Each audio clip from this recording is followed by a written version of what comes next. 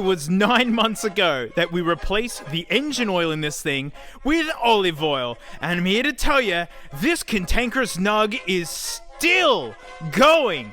It still goes. It's funny, it's got like 9-month-old petrol in it, or maybe even like a year-old petrol. And I was like, oh no, it's gonna be all stale and not work. And then I forget there was a time we ran it on kerosene. Now, this is a fuel crisis car. This thing runs on an oily rag. And well, actually, I forget that Dennis is better on fuel than Tony by a substantial amount with a larger engine in a larger car. Tony's literally good at nothing nowadays. How do you use more fuel with literally half the engine? Tony! But now that the weather's cooled off here in Australia, we're done with summer, it's safe to sit in this thing again because, my goodness, sitting in 45 degrees Celsius temperatures, you know, we're talking like 110 Fahrenheit. Yeah, not good. Nah, I'm not a fan. Nah. And when we first ran it on olive oil, it smelt like an Italian restaurant. It just had this nice whiff to it. And now that the oil's been sitting for like 9 months, I'm not kidding, this is the exact smell. It smells like the very first use of a barbecue after a long winter.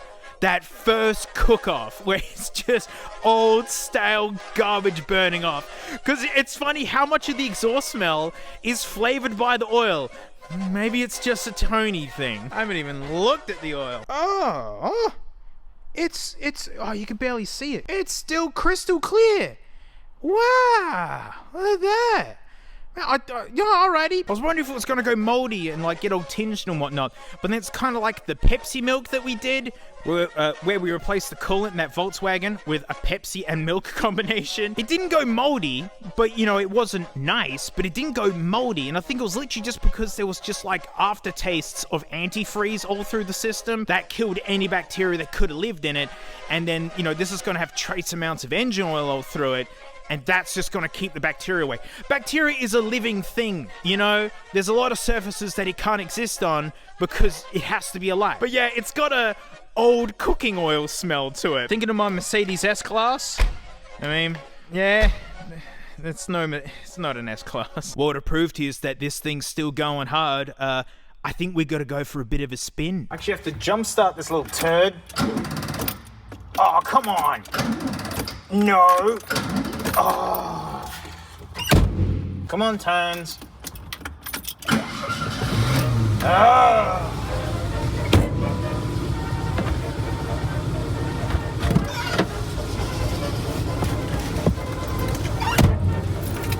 Alright, cable out the way. Turn the speedo on. Reverser's down here somewhere. We have Tony movement. It won't save me in a crash, but it might stop me from being ejected out the window or something. Because I do need it down because there's very little oxygen in here. Back to gear.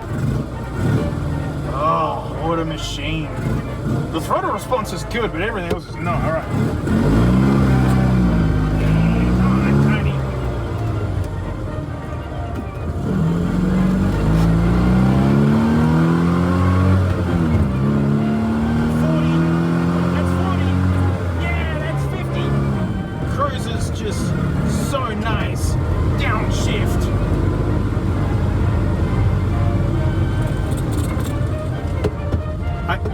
Oh crap, I forgot. It's been a while since I've driven Tony. Oh man, gosh, 25 k's an hour, they've been so rough. It's whisper quiet in here. You have to be dead still to put it into first. There is no synchro. That's by design. They thought it was a good idea. Rally corner. Wow, that was 40.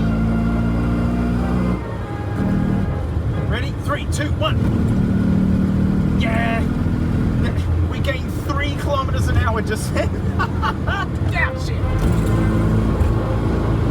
Oh, my foot actually got stuck. Oh, I'm so sorry, Tony. Tony just lets me have first on the roll now. This gearbox is so thrashed.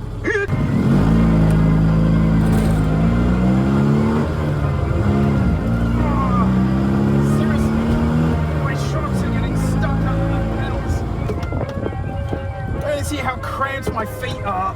Get in there, you turd. Oh, man. Oh, there is no room. No room. Your feet are just crouching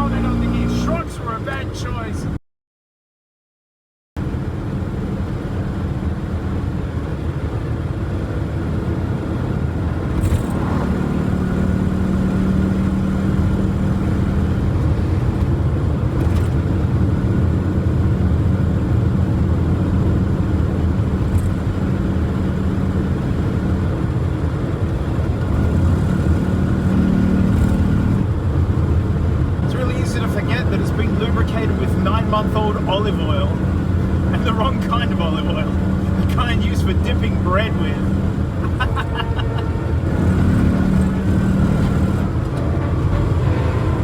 So refined.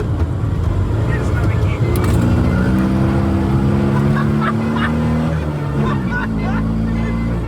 Man, you have such fun in a turn.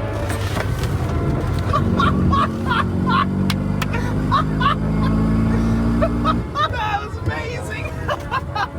Tony was actually sideways there. Oh, we need to pull a U-turn. This is the amazing trait of the Tony Nug, and you just go.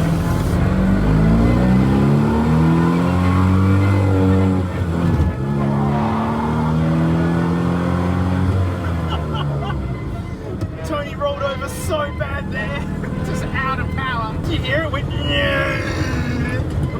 I had my foot flat. Hold on to your butts. Oh, that came out again. Bang! Oh, it's the best, worst car in the world. Look, the clutch pedal is under the dashboard. And that's just where it needs to be. All on this side is wheel arch.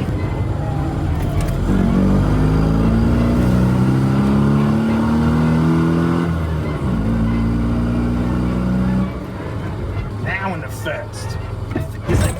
Oh gosh, you can never know. Yeah, I don't know what those vibrations are. Oh, golly. I wish I knew what those shudders and vibrations were. Might be because it's terrible. Like, it's funny hearing brand new restored ones of these.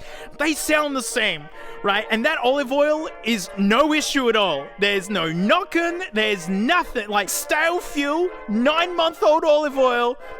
Tony just doesn't care. I'm gonna get you down the road in just absolute luxury. And you notice how deafeningly loud this is. Like, on the highways, you have to wear earplugs. I've brought a decibel meter with me. It's hearing damage.